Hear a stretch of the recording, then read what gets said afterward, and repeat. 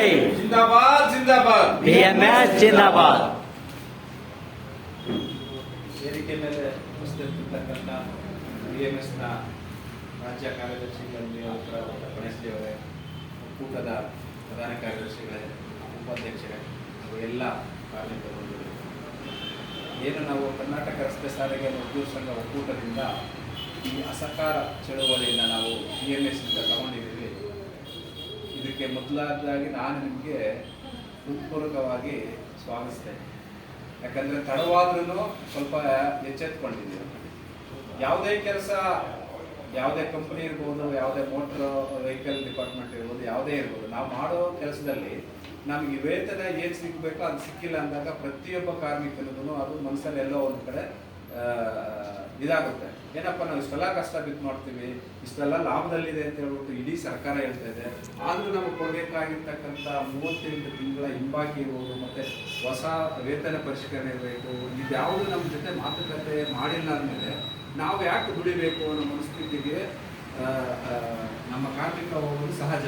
ಇದನ್ನ ಸರ್ಕಾರ ಅರ್ಥ ಮಾಡ್ಕೋಬೇಕು. ಯಾಕಂದರೆ ಇವತ್ತಿನ ದಿವಸದಲ್ಲಿ ಯಾವುದೇ ಕಾನೂನು ಮಾಡಿದ್ರು ಆ ಕಾನೂನು ಬರೀ ಪುಸ್ತಕದಲ್ಲಿ ಮಾತ್ರ ಇದೆ. ಅದೇ ರಾಜಕಾರಣಿಗಳಿಗಾಗ್ಬೋದು, ಕೆಲವಾರು ಅಧಿಕಾರಿಗಳಿಗಾಗ್ಬೋದು ಇದು ಅನ್ವಯ ಆಗೋದಿಲ್ಲ. ಯಾವಾಗ ನಾವು ನಮ್ಮ ದುಡಿಯೋ ವರ್ಗ ಇರ್ಬೋದು, ಮತ್ತು ಈ ಕೂಲಿ ಕಾರ್ಮಿಕರು ಇರ್ಬೋದು, ಬಡವರು ಇರ್ಬೋದು, ಅವ್ರ ಮೇಲೆ ದಂಡ ಪ್ರವಾಹ ರೀತಿಯಲ್ಲಿ ಮಾಡ್ತಾರೆ ಇವರು. ಅದೇ ಕಾನೂನು, ದೇಶದ ಕಾನೂನು ಎಲ್ರಿಗೂ ಒಂದೇ.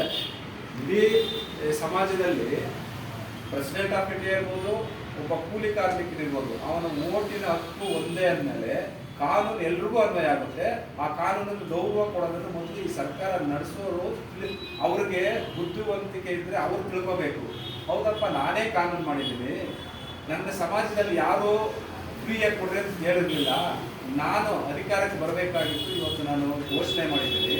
ಆ ಘೋಷಣೆ ಮಾಡಿದ ತಕ್ಕಾಗೆ ಈ ಏನು ಸಾರಿಗೆ ಇಲಾಖೆ ಇದೆ, ಅದು KSRTC ಇರ್ಬೋದು, BMTC ಇರ್ಬೋದು, ಇನ್ನೊಂದು ಇರ್ಬೋದು, ಎಲ್ಲರೂ ಅಚ್ಚುಕಟ್ಟಾಗಿ ಕೆಲಸ ಮಾಡ್ತಾ ಇದ್ದಾರೆ. ಆ ಕೆಲಸ ಮಾಡ್ತಿರ್ಬೇಕಾದ್ರೆ ಆದರೆ ಏನು ಸಲ್ಲಿಸಬೇಕು ಅದನ್ನು ಸಲ್ಲಿಸ್ತೀರ. ನೀವು ಬರೀ 68% ಮಾತ್ರ ನೀವು ಕೊಟ್ಟು 32% ಬ್ಯಾಲೆನ್ಸ್ ಉಳಿಸ್ಕೊ ಬರ್ತೀರಂದ್ರೆ ನೀವು ಏನಕ್ಕೆ ಮತ್ತೆ ನೀವು ಫ್ರೀಯಾಗಿ ಘೋಷಣೆ ಮಾಡಬೇಕಾಗಿತ್ತು? ನಿಮ್ಮನ್ನು ಯಾರು ಸ್ವಾಮಿ ಕೇಳಿದ್ರು?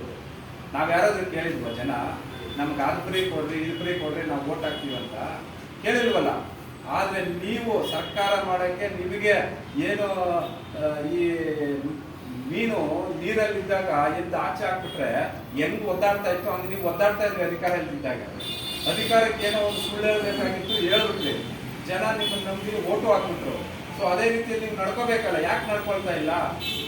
ಮಾನ್ಯ ಮುಖ್ಯಮಂತ್ರಿಗಳು ನಮ್ಮ ಕರ್ನಾಟಕ ರಸ್ತೆ ಸಾರಿಗೆ ನಿಗಮ ಇರ್ಬೋದು, BMTC ನೌಕರರ ಜೊತೆ 3 ಸಭೆಗಳು ನೀವು ಮಾಡಿದ್ದೀರ ಅಂದಮೇಲೆ ಆ 3ನೇ ಸಭೆಯಲ್ಲಾದ್ರೂ ಒಂದು ಫಲಕಾರಿಯಾದಂಥ ಇದನ್ನ ನೀವು ಹೇಳ್ಬೋದಾಗಿತ್ತಲ್ಲ, ಯಾಕೆ ಹೇಳಿಲ್ಲ? ಸುಮ್ಮನೆ ಹತ್ತಗೋಡೆ ಮೇಲೆ ದೀಪ ಇಟ್ಟಾಗ ಹೇಳಿ ನೀವು ಕಳಿಸ್ತಾ ಇದ್ರಿ ಅಂದಮೇಲೆ ನೀವು ಆವತ್ತಿನ ದಿವಸ ನನಗೂ ಫ್ರೀ, ನಿನಗೂ ಫ್ರೀ, ಹಿಂದೆ ಇರೋರ್ಗೂ ಫ್ರೀ, ಮುಂದೆ ಇರೋರ್ಗೂ ಫ್ರೀ ಅಂತ ನೀವು ಯಾಕೆ ಘೋಷಣೆ ಮಾಡಬೇಕಾಗಿತ್ತು? ಇದನ್ನ ಯಾರಾದ್ರೂ ಜನಸಾಮಾನ್ಯರು ಕೇಳಿದ್ರ ನಿಮ್ಮನ್ನ? ಇಲ್ಲ ಮನೆ ಹತ್ರ ಬಂದು ತಟ್ಟೆ ಹಿಡ್ಕೊಂಡು ಕೇಳಿದ್ರ? ಯಾರು ಕೇಳಿಲ್ವಲ್ಲ. ಇವತ್ತಿನ ದಿವಸ ನಿಮ್ಮ ಫ್ರೀ ಕೊಟ್ಟಿರೋದನ್ನ ನಾವು ಹೇಳ್ತಾ ಇದ್ವಿ, GDP ಬೆಳೆದ್ಬಿಟ್ಟೈತೆ, ಬಡವ ಉದ್ಧಾರ ಆಗ್ತಾ ಇದೆ ಅಂತ. ಯಾವ ಬಡವ ಉದ್ಧಾರ ಆಗಿದೆ ಅಂತ ತೋರಿಸಿ ಸ್ವಾಮಿ. ಇವತ್ತಿನ ದಿವಸ ಡೈಲಿ ಕೂಲಿ ಮಾಡೋರು ಕೂಲಿ ಮಾಡ್ತಾನೆ ಇದ್ದಾನೆ. ಆಫೀಸರ್ಸು ಡೈಲಿ ಬಂದು AC ರೂಮಲ್ಲಿ ಕೂತ್ಕೊಳ್ತಾನೆ ಇದ್ದಾರೆ. ನೀವು ಎಲ್ಲಿಂದ ಎಲ್ಲ ಬೇಕಾದ್ರೂ ನಿಮ್ಗೆ DA ಎಲ್ಲ ಫ್ರೀ. ಯಾಕಂದ್ರೆ ಇದೆಲ್ಲ ಜನಸಾಮಾನ್ಯರ ರೆವಿನ್ಯೂ ಇದೇನೆ. ನಾವು ಒಂದು ಪೆನ್ ತಗೊಳ್ಳಿ, ಒಂದು ಪೇಪರ್ ತಗೊಳ್ಳಿ, ಒಂದು ಅಡಿಗೆ ಸಾಮಾನು ತಗೊಳ್ಳಿ, ಒಂದು ಎಣ್ಣೆ ತಗೊಳ್ಳಿ, ಏನೇ ತಗೊಂಡು ಅದರಿಂದ ನಾವು ಕಟ್ಟುವಂತ ತೆರಿಗೆಯಲ್ಲಿ ಇವತ್ತು ನೀವು ದರ್ಬಾರ್ ಮಾಡ್ತಾ ಇದ್ದೀರಾ. ಸೊ ಅದನ್ನ ನೀವು ದರ್ಬಾರ್ ಮಾಡೋ ಬಂದು ನೀವು ಹೇಳ್ದಂಗೆನೆ ಏನು ಈ ಶಕ್ತಿ ಯೋಜನೆಗಳಿಂದ ಈಗ ಏನು ಇಲಾಖೆಯನ್ನು ಸಂಪದ್ಭರಿತವಾಗಿ ಲಾಭದಾಯಕವಾಗಿದೆ ಅಂತ ನೀವೇ ಹೇಳ್ತೀರಾ. ಮನೆ ಸಾರಿಗೆ ಸಚಿವರಲ್ಲಿ ನಾನು ನೇರವಾಗಿ ಕೇಳ್ತೀನಿ, ಲಾಭದಲ್ಲಿದ್ದಾಗ ನಮ್ಮ ನೌಕರರಿಗೆ ಯಾಕೆ ನೀವು 38 ತಿಂಗಳ ಬಾಕಿ ವೇತನ ಇಟ್ಕೊಂಡಿದ್ದೀರಾ? ಅದೇ ನೀವ್ ಯಾರಾದ್ರೂ ನಿಮ್ಗೆ ತಾಕತ್ತಿದ್ರೆ, ನಿಮ್ಗೆಲ್ಲ ಫೆಸಿಲಿಟಿ ಇದೆ, ನನಗೆ ₹1 ಸಂಬಳ ಬೇಡ, ನಾನು ಜನಸೇವೆ ಮಾಡ್ತೀನಿ ಅಂತ ನೀವು ನಿರ್ದಾಕ್ಷಿಣ್ಯವಾಗಿ ಹೇಳ್ರಿ, ನಿಮ್ಮ ಕಾಲ ಕೆಳಗೆ ನುಗ್ಬಿಡ್ತೀವಿ ನಾವೆಲ್ಲ. ಆ ತಾಕತ್ತಿದೆ ನಿಮ್ಗೆ ಇಲ್ಲ. Telephone bill free, medical free, ಎಲ್ಲ ಫ್ರೀ. ನೀವು ಜನಗಳಿಗೆ ಏನು ಫ್ರೀ ಕೊಡ್ತಾ ಇಲ್ಲ, ನೀವು ಫ್ರೀ ತಗೊಳ್ತಾ ಇದ್ದೀರಾ. ಇದ್ರ ಜನಸಾಮಾನ್ಯ ಅರ್ಥ ಮಾಡ್ಕೊಳ್ಳೋರಿ ದೂರ ಏನಿಲ್ಲ. ಎಲ್ಲ ಜನಸಾಮಾನ್ಯರು ಇದನ್ನ ಅರ್ಥ ಮಾಡ್ಕೊಂಡಾಗ ನಿಮ್ಮ ಫ್ರೀ ನಾಟಕಗಳೆಲ್ಲ ಬಂದಾಗ್ತವೆ. ನಾವು ಇವತ್ತಿನ ದಿವಸ ಭಾರತೀಯ ಮಜ್ದೂರ್ ಸಂಘ ನೇರವಾಗಿ ಈ ಸರ್ಕಾರಕ್ಕೆ ಎಚ್ಚರ ಕೊಡ್ತಾ ಇದೀವಿ. ಅದು ಯಾವುದೇ ಸರ್ಕಾರ ಇರ್ಬೋದು, ಕಾರ್ಮಿಕರ ವಿರೋಧಿಯಾಗಿ ನಡ್ಕೊಂಡಾಗ ಕಡಾಖಂಡಿತವಾಗಿ ಖಂಡಿಸುವಂತ ಏಕೈಕ ಸಂಘಟನೆ ನಮ್ಮ ಭಾರತೀಯ ಮಜ್ದೂರ್ ಸಂಘ. ಅದರಲ್ಲಿ ಎರಡು ಮಾತಿಲ್ಲ. ಇವತ್ತಿನ ದಿವಸ ನೀವು ಏನು ಹೇಳಿದ್ರೆ ಅದೇ ರೀತಿಯಲ್ಲಿ ನಡ್ಕೊಳ್ಳೋದಾದ್ರೆ ದಯವಿಟ್ಟು ನಾವು ನಿಮಗೆ ಯಾವುದೇ ರೀತಿ ತೊಂದರೆ ಕೊಡಬಹುದು. ತೊಂದರೆ ಕೊಡಕ್ಕೂ ನಮಗೂ ಇಷ್ಟ ಇಲ್ಲ. ಯಾಕಂದ್ರೆ ಇದು ಸಾರ್ವಜನಿಕ ಇಲಾಖೆ, ಸಾರ್ವಜನಿಕರಿಗೋಸ್ಕರ ನಮ್ಮ KSRTC ಇರ್ಬೋದು, BMTC ಇರೋದು, ಬಡವರು ಪ್ರಯಾಣಿಸ್ತಕ್ಕಂತ ಸಾರಿಗೆ ಇದು. ಹಾಗಾಗಿ ನಮ್ಮ ನೌಕರರ ಬೇಡಿಕೆ ಏನಿದೆ, ನೀವು ಖುದ್ದು ಇಮಿಡಿಯೇಟ್ ಆಗಿ ನೀವು ಕರೆದು ಮಾತಾಡಿ ಬಗೆಹರಿಸ್ರಿ. ಇಲ್ಲಾಂದ್ರೆ ಇದನ್ನ ಇಡೀ ರಾಜ್ಯದಲ್ಲಿ ಇದೇನಿದೆ ಪಾಂಪ್ಲೆಟ್ ಪ್ರತಿ ಮನೆಗೂ ತಲುಪಿಸೋ ವ್ಯವಸ್ಥೆ ನಾವಂತೂ ಮಾಡ್ತೀವಿ. ಆ ಜನ ತಿರುಗಿ ಬೀಳ್ತಾರೆ. ತಿರುಗಿ ಬಿದ್ದಾಗ ಅದರ ಗಂಭೀರ್ಯತೆ ಏನನ್ನೋದು ನೀವೇ ಅನುಭವಿಸ್ಬೇಕಾಗ್ತೈತೆ. ಹಾಗಾಗಿ ಅಲ್ಲಿ ತನಕ ನೀವು ಅವಕಾಶ ಮಾಡ್ಕೊಡ್ಬೇಡ್ರಿ. ದಯವಿಟ್ಟು ಏನು ಕಾರ್ಮಿಕ ಮುಖಂಡರಿದ್ದಾರೆ ಅವ್ರನ್ನ ಕರೆದು ಮಾತಾಡಿ, ಇವತ್ತಿಲ್ಲ ನಾಳೆ ಆಗುತ್ತೆ ಅಂತ ಹೇಳ್ಬಿಟ್ಟು ಇಮಿಡಿಯೇಟ್ ಆಗಿ ನೀವು ಮಾತಾಡಿ.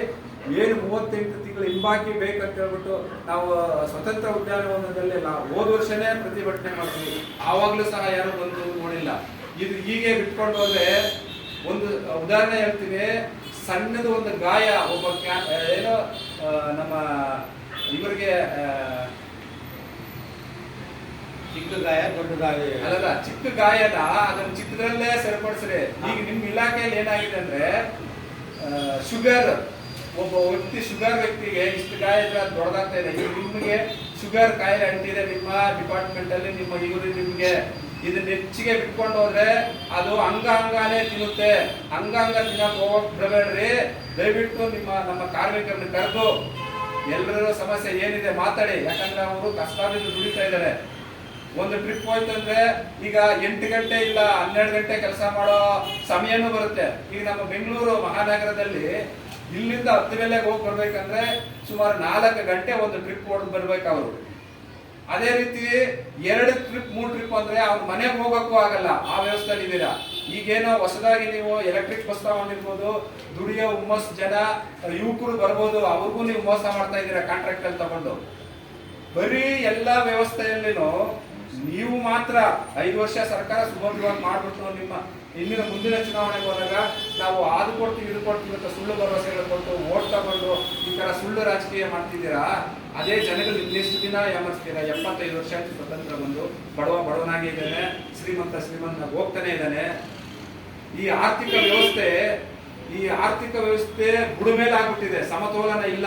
ಹಾಗಾಗಿ ಪ್ರತಿಯೊಂದನ್ನು ಈ ಸಮಾಜದ ಕಟ್ಟಕಡೆ ಪ್ರಜೆಗೋಸ್ಕರ ದುಡಿತಾ ಇರ್ತಕ್ಕಂಥದ್ದು ಭಾರತೀಯ ಮಜ್ದೂರ್ ಸಂಘ. ನಾವು ಇವತ್ತು ಶಪಥ ಮಾಡಿ ಹೇಳ್ತಾ ಇದ್ದೇವೆ, ಗಣರಾಜ್ಯೋತ್ಸವ ದಿನದಂದು ನಾವೇನು ಕರಪತ್ರ ಬಿಡುಗಡೆ ಮಾಡಿದ್ದೀವಿ, ನೀವು ನಮ್ಮನ್ನ ಕೇರ್ಲೆಸ್ ಆಗಿ ತಗೊಂಡ್ರೆ ಮುಂದಿನ ಗಣರಾಜ್ಯೋತ್ಸವ ದಿವಸ ನೀವು ಯಾರು ಫ್ಲಾಗ್ ಹಾರ್ಸಕ್ ಬಿಡೋದಿಲ್ಲ. ಪ್ರತಿ ಜಿಲ್ಲೆಯಲ್ಲೂ ನಿಮ್ಮನ್ನ ನಾವು ಅಟ್ಯಾಕ್ ಮಾಡ್ತೀವಿ. ನೀವೇನಾದ್ರೂ ತಿಳ್ಕೊಳ್ರಿ. ನಿಮ್ಗೆಲ್ಲ ಪೊಲೀಸ್ ಪ್ರೊಡಕ್ಷನ್ ಇರ್ಬೋದು, ಏನೇ ಇರ್ಬೋದು, ಮನುಷ್ಯನಿಗೆ ಅವನ ತಾಳ್ಮೆ ಮಿತಿ ಮೀರಿದಾಗ ಯಾವ ಕಟ್ಟೆ ಯಾವ ಎಲ್ಲೆ ಯಾರು ತಡೆಯಕ್ಕಾಗೋದಿಲ್ಲ. ಅದಕ್ಕೆ ನೀವು ಅವಕಾಶ ಮಾಡಿಕೊಡ್ಬೇಡ್ರಿ. ದಯವಿಟ್ಟು ಕಾರ್ಮಿಕರ ಏನು ಈ ಬೇಡಿಕೆ ಇದೆ ಕರೆದು ಇಮಿಡಿಯೇಟ್ ಆಗಿ ನೀವು ಮಾತುಕತೆ ಮಾಡಿ ಬಗೆಹರಿಸಿ ಅಂತ ಹೇಳ್ತಾ ನಾನು ಮಾತನ್ನು ಮುಗಿಸ್ತಾ ಇದ್ದೀನಿ. ಜೈ ಹಿಂದ್.